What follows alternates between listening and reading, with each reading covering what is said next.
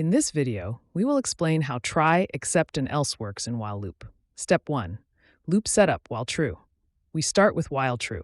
This creates an infinite loop. It keeps running until we manually stop it with break. The colon starts a new code block, and the indented lines belong to the loop. Step 2. The try block. Try means attempt to run this code. We read two inputs from the keyboard and convert them to integers with integer function. Then we divide number 1 by number 2 and store the result. Step 3. The except block. If anything goes wrong inside try, for example, typing text instead of a number or dividing by 0, Python jumps to except.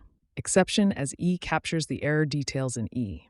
We print a friendly message showing what went wrong. After except, the loop continues and asks again. Step 4.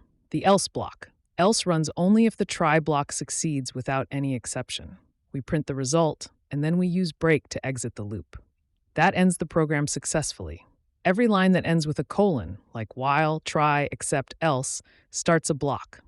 The lines under it are indented to show they belong to that block. Forgetting a colon or the indentation causes a syntax error. Knowledge Club, the bridge to the future.